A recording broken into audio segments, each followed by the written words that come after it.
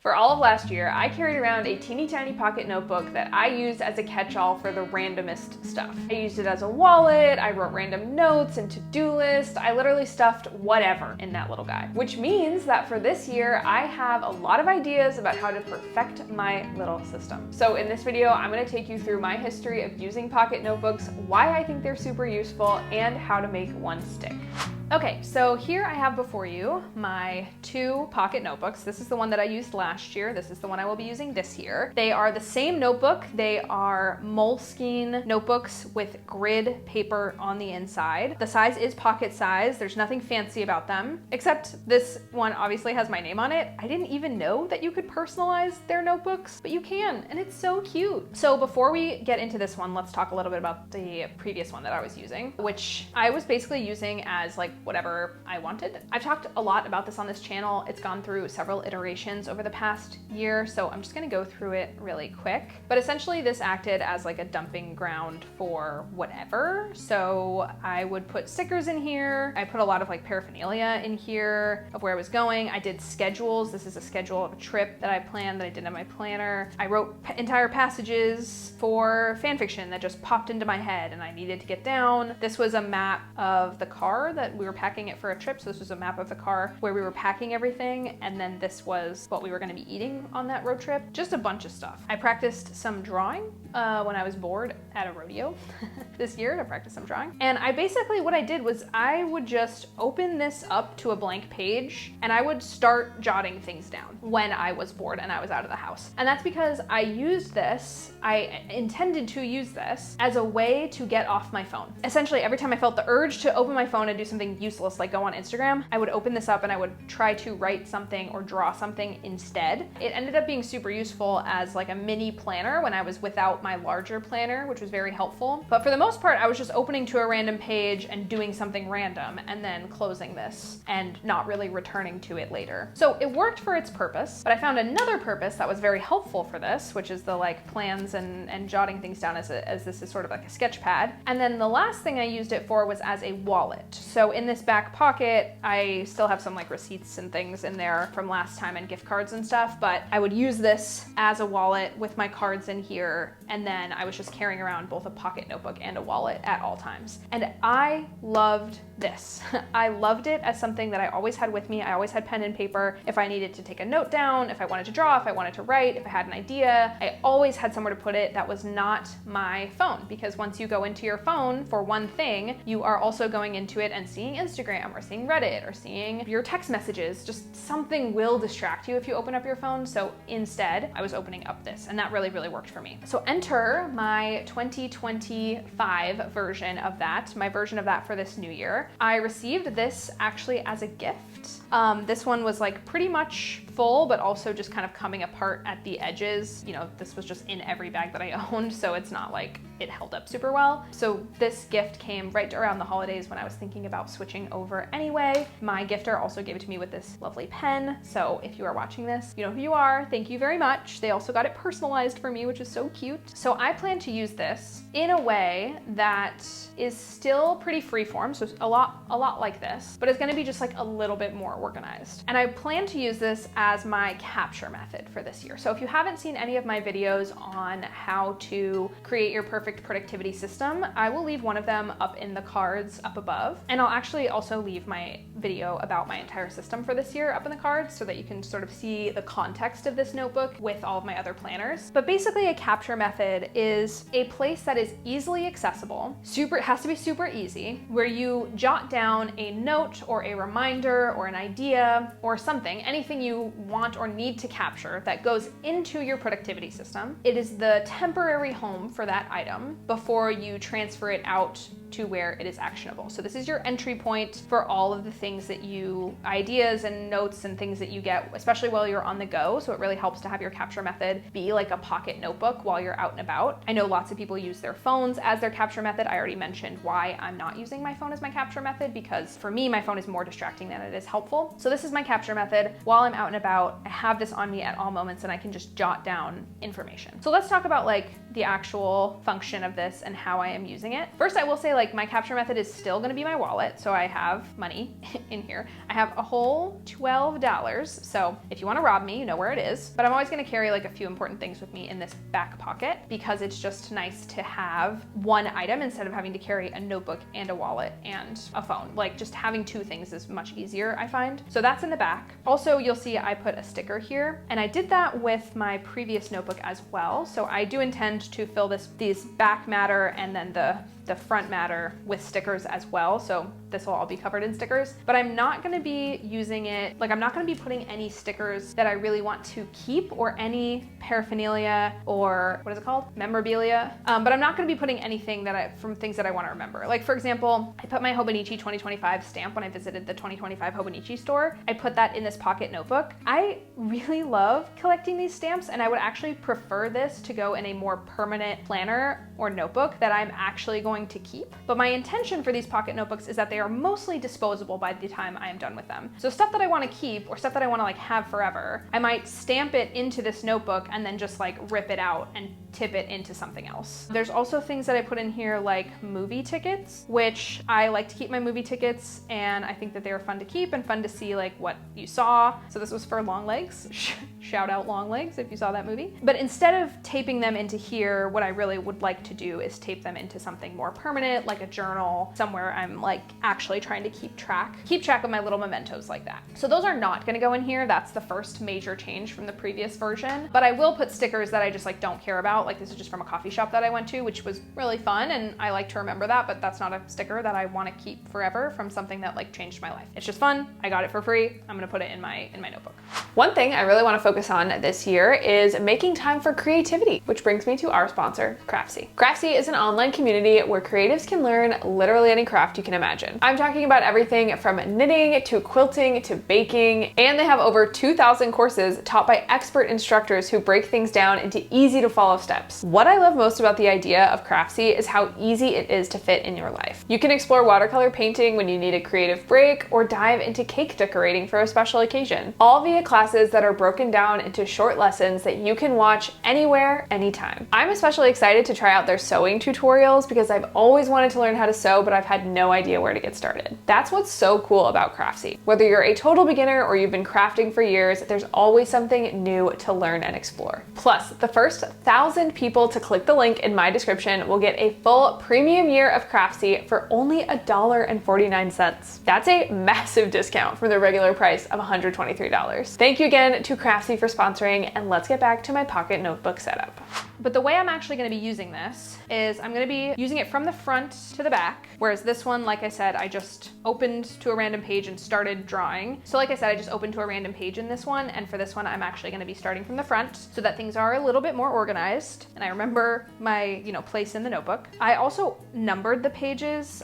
I don't usually number the very first page or like the very last page, but I numbered all of the other pages. It took me a long time because Moleskine notebooks don't come with numbers, and this is because in the back, I have this inbox set up, and I'm taking this from the commonplace book world, and essentially adapting it for my own self. So I did do it upside down because I can do whatever I want. And essentially I have the title of the page, which is inbox, and then I have these 3 columns. So I have a numbers column for the page number. I have a subject column for what is on the page. And then I have this column called handled, which basically just is a check mark. And then here I have my key. So when I first started this, I didn't have the categories that I wanted to write down, but since then I have written them down. So they're mostly like creative projects, Rachelle in Theory, which is YouTube, book notes, quotes, planning or tasks, and then any journaling I do. And based on like whatever is on the page, like something will happen with this. So for example, for creative projects, I'm going to want to move my creative projects, like anything I write in here for a fan fiction or anything I map out in here for like a painting. I don't know, I don't paint, but anything related to creative projects, I will note the page number and then note that it's for a creative project. And then in this final column, column, which is the handled column, this is where I will note like what actually has been done with the information written down. Because remember, I don't want this to be the permanent home for anything in my life. I just want it to be a capture method / a place where I just like write down random thoughts. So everything in this notebook that gets written down on whatever random page will be moved out of this notebook or will be forgotten about after I am done with this notebook. That is the intention of this notebook. So I'm not intending to keep it. I'm not intending for it to include any important memories that I don't have anywhere else. I'm just intending for this to be something that I can handle every single page. So for example, on one of the first pages, I have some plans for Christmas vacation, which in the future, I would write that as planning / tasks, not necessarily plans for Christmas vacation, because I intentionally don't want my inbox to be that specific. That's why I came up with the categories. I want my inbox to actually be just really broad so that if I come in here and I'm like, oh, I have a bunch of things for creative projects, I need to handle them all at once, like it just makes that process easier. So basically, I have these plans for Christmas vacation. They're on pages 3 and 4. Let's go look at those. And then I'll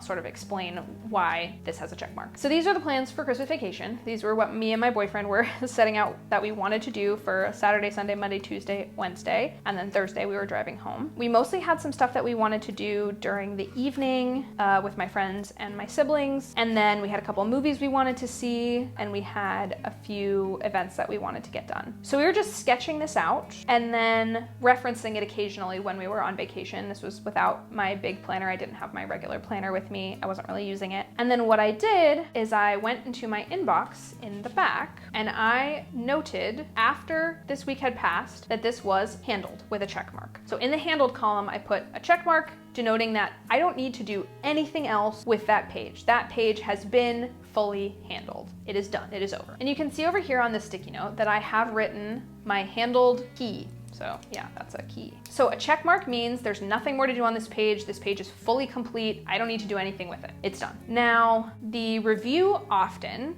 * means there's something that I want to review. So for example, if we look at the front of my book again, on page 5 and 6, I have a few quotes. Now, quotes are a staple of the Commonplace notebook, and I really have not, like I will write down quotes, but I really don't use them when I write them down in my books. In this case, if I want to write something down that I want to remember or reference, what I'm going to do is I'm going to come in here, and so I can automatically write page 5 through 6 is, let's reference this, quotes, and I want to review these quotes often. So this is going to earn it a *, which means it's not something that I want to handle necessarily until I get to the very end of this book, and then I will, decide if I want to keep the quote in my next pocket notebook or not. But what this review often * means is that there is something on this page, in this case it's a quote, there's something on this page that I want to come back to and review again and again and again. And so in this case, it's the quotes. So for example, let's go to my quotes page. Let's go to the page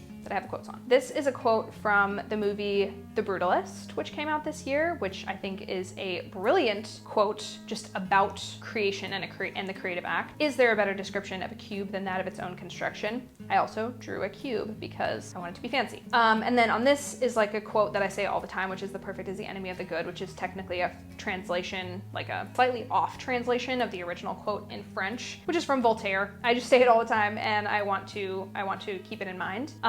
And my intention with pages like this that have the little star in the index, is that when I am bored and I'm in line and I go to pull out my phone to do Instagram or to do Reddit or to do whatever, instead of pulling out that phone, I will come into my pocket notebook, I will scan my index for pages that have this star on them, and I will go to those pages, and then I will review the material on those pages. Sort of like building in a little study session for myself every time I'm on a bus or every time I'm waiting for an elevator or whatever, and everybody else is looking at their phone and I need something to do with my hands. So I'm gonna open up to these pages that are review pages, and I'm gonna see what there is to see on these pages, basically. So I got this idea actually from the channel Park Notes when he was describing how he has a video where he was describing how he was using all of his Commonplace notebooks, and he has like a bunch of different notebooks. I think he's really smart about this type of thing, and one of the things he said that I really liked is he had a pocket notebook. I think it was for quotes, might have been for quotes or like short ideas or short snippets of things he'd copied over, but he did that too. Every time he was in line, he would pull out the little small notebook and review what he had put in there so that he was thinking more critically about the things he was consuming instead of just opening his phone to consume something else. He was being intentional about what he wanted to think about on a day-to-day, moment-to-moment basis. So that's what I intend for this review often star to signify. And then if something is blank, so if this said page 5 to 6 quotes and then this was blank, it just means I hadn't categorized it yet. So it either hadn't been handled or I haven't determined that it is something that I want to review. So the only things that are actually going to be in this book are things that are completed, that are done, that I've written down and I've handled, or I've moved out of this notebook into its more permanent home where it will actually be actionable, or stuff that I want to review when I'm trying not to look at my phone and I'm out and about. And then at the end of this notebook, when I'm all done, I can go to these review often pages and I can sort of do a little mental inventory and say like, actually, I got a lot out of thinking about this. I want to keep this quote in my life. So then at that point, I will take this quote out and I will put it in a place more permanent where I can review it more often.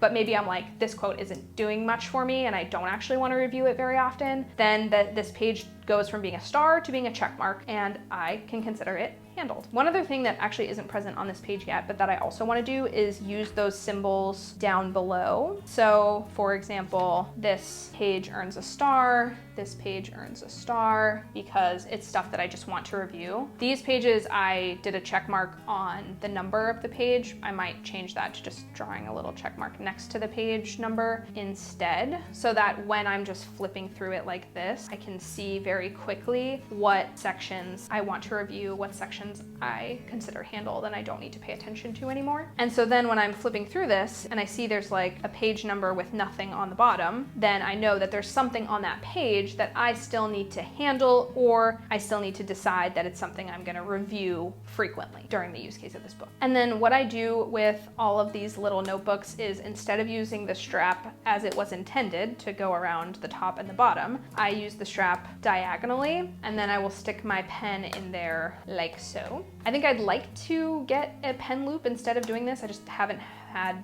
the opportunity to find a pen loop I really like to use in this sort of disposable way. I'll find one, it's not that big of a deal. But this is how I tend to do it just because it's super easy. It does cause your book to distort a little bit. Like you can see here that you can see more of this and less of this and more of this and less of this. You're actually just distorting the way that the band pulls against the book. So it is a quick way to destroy your notebooks, but I find that it is really helpful. And since these notebooks are supposed to be disposable to me anyway, it's not that big of a deal.